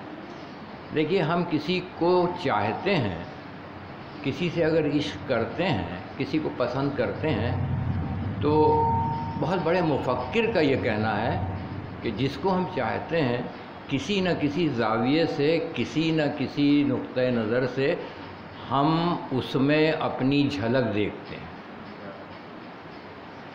तभी उसको चाहते हैं। तो इसी ख़याल को मद्देनज़र रखते हुए ये नज़्म कही गई थी कि बात ये बिल्कुल सच्ची है कि नहीं रही है वो शिद्दत अब जज्बे में, बात ये बिल्कुल सच्ची है कि नहीं रही है वो शिद्दत अब जज्बे में, कर लिया था जहन को जिसने अपने बस में, आज लेकिन काफ़ी अरसे बाद, आज लेकिन आईने में काफ़ी अरसे बाद चेहरा अपना भला लगा, तो जाने क्यों याद तुम्हारी आ गई बेसाख्ता। जाने क्यों, ये नज़्म एक तरह से समझिए नरगिसियत की अक्कासी करती है कि आदमी खुद अपने ऊपर आशिक हो जाता है। और एक और छोटी सी नज़्म है बहुत, कि जो कुछ भी मिलने को है अंदर से उसका ताल्लुक़ कोई नहीं है अब। जो कुछ भी मिलने को है अंदर से उसका ताल्लुक़ कोई नहीं है अब। जो कुछ भी है बाहर है या एक हद बदन है। जो कुछ भी है बाहर है या एक हद बदन है। इस हद के आगे बढ़ना बेकार होगा बिल्कुल। इस हद के आगे क्या है, एक रेफ्रिजरेटर।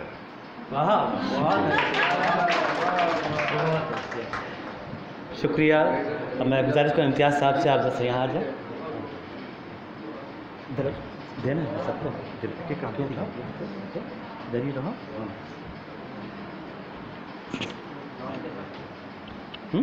हाँ, जिसका अच्छा नाम है, जिसका नाम है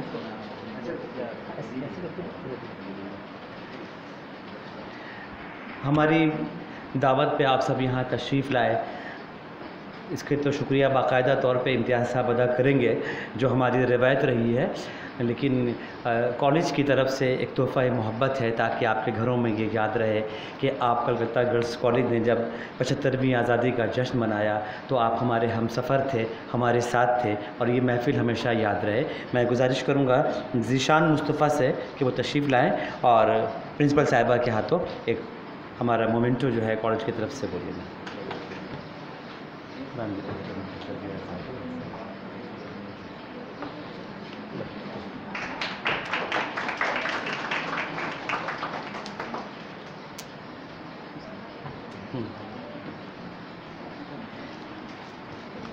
इसको निकाल दो, पन्नी निकाल दो, तब देखने में अच्छा रहेगा। बाद में ये लोग ले लेंगे। इरशाद आरज़ू साहब से गुजारिश है कि वो तशरीफ़ लाएँ। इरशाद आरज़ू साहब इस कॉलेज के दामाद भी हैं। उनकी जब उर्दू ऑनर्स शुरू हुआ तो दूसरे साल की बैच में इनकी बेगम ने यहाँ एडमिशन लिया, उर्दू ऑनर्स की तालीम यहाँ हासिल की।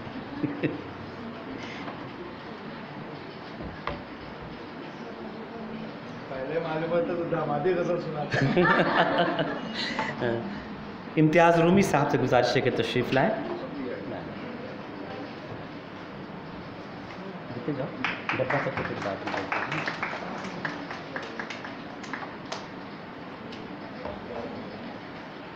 डॉक्टर अकील अहमद अकील साहब से गुजारिश को तशरीफ़ लाएँ। अकील है इस तरफ, इधर।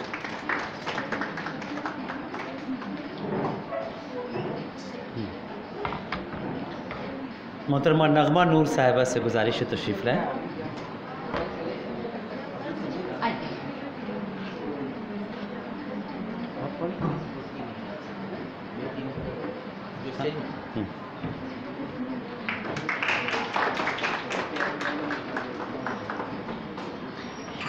जनाब शाहिद नूर साहब से गुजारिश है तशरीफ़ लाएँ।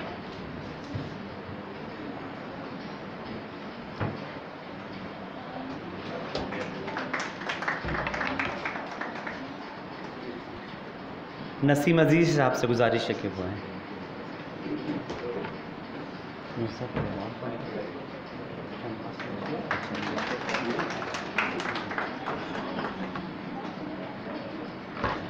मोहतरमा नुज़हत ज़हरा से गुजारिश है तशरीफ़।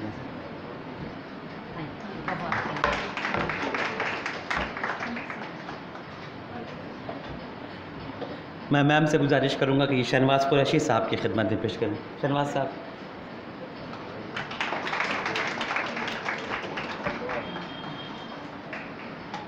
इम्तियाज़ तुम एक मिनट लो करो यहाँ। और शोबा उर्दू की तरफ से प्रिंसिपल साहिबा की खिदमत में इसलिए कि शोबा उर्दू को उन्होंने इस तरह से आज़ादी दे रखी है, शायद ही किसी कॉलेज में इस तरह का आज़ादाना माहौल हो। हमें हर तरह की आज़ादी है कि हम जैसे चाहें, नहीं सब की है। हम शोबा उर्दू दूसरे कॉलेज के हवाले से बात कर रहे हैं कि वो लोग बेचारे प्रोग्राम नहीं कर पाते हैं। मैं यहाँ पे एक कॉलेज का जिक्र करना चाहूँगा कि उर्दू अकेडमी ने सेमिनार के लिए ऐलान किया कि हम 2 लाख रुपए देंगे सेमिनार के लिए। वो बेचारे ने अप्लाई करना चाहा तो प्रिंसिपल ने कहा अगर 1 लाख रुपये आप कॉलेज के फंड में दिए तभी आपको इजाज़त होगी, वरना नहीं। वो अप्लाई नहीं कर पाए, उनके कॉलेज में नहीं हुआ। उस पस मंज़र में ये कह रहा हूँ कि हम लोग बहुत खुश नसीब हैं कि हमें वाकई में 75वीं जश्न आज़ादी मना रहे हैं, हमने आज़ादी मैसर है पूरी। और शोबे की तरफ से मैम की खिदमत में इम्तियाज़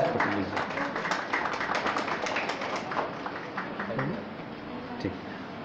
और इसी के हैं और तो कुछ बचा। अब मैं गुजारिश करूंगा शोबे उर्दू के असिस्टेंट प्रोफेसर और इस प्रोग्राम के रूह रवायत, इन्होंने ही पूरे इस प्रोग्राम को तरतीब दिया, डॉक्टर इम्तियाज़ अहमद से को तशरीफ़ लाए और शुक्रिया की रस्म अदा करके आज की इस खूबसूरत महफिल की इख्तिताम का ऐलान करें। इम्तियाज़। अस्सलाम वालेकुम, आदाब। आज का ये बावकार प्रोग्राम आज़ादी का अमृत महोत्सव के तहत मुनक़्क़िद हुआ। मुसर्रत और शादमानी के इस हसीन मौके पर मैं बतौर ख़ास इस इजलास के सदर जनाब शाहनवाज़ कुरैशी साहब का मशकूर हूँ कि उन्होंने इस कॉलेज के लिए अपना कीमती वक्त निकाल कर इससे शर्फ़ मकबूलियत बख्शा। मैं प्रोफेसर नुज़हत साहबा सदर शोबा उर्दू सुरेंद्र नाथ कॉलेज फॉर वोमेंस का भी शुक्रगुज़ार हूँ कि उन्होंने बेगम हज़रत महल के मुख्तलिफ़ गोशों को उजागर किया। इसके अलावा अपने तमाम शोरा इकराम का भी ममनून व मशकूर हूँ। मैं प्रिंसिपल साहबा की मोहब्बत के लिए, इनकी रहनुमाई के लिए डिपार्टमेंट की तरफ से शुक्रिया अदा करना चाहता हूँ और साथ ही साथ ये उम्मीद भी करता हूँ कि इनकी ये मोहब्बत और इनकी ये रहनुमाई हम लोगों को हमेशा इसी तरह से मिलती रहेगी। और ख़ुसूसियत के साथ इस महफ़िल को सजाने के लिए जिन्होंने सबसे अहम रोल अदा किया, मेरी मुराद डॉक्टर नईम अनीस सर से है। मैं उनका भी तहे दिल से शुक्रिया अदा करना चाहता हूँ। इसके अलावा हमारे जितने टीचिंग और नॉन टीचिंग स्टाफ मौजूद हैं, इनका भी शुक्रिया अदा करता हूँ। ये महफ़िल बर्पा नहीं हो पाती थी अगर आप स्टूडेंट की मोहब्बत हमें मैसर ना आती, इसलिए मैं आप तमाम स्टूडेंट का भी शुक्रिया अदा करता हूँ। खुदा हाफिज़। मैं तमाम मेहमानों से गुजारिश करूंगा कि वो स्टेज पे आ जाएं और शोबा उर्दू के असातिज़ा से, ताकि एक ग्रुप फ़ोटो हम लोग का हो जाए, वो हमारे इस मैगज़ीन के लिए।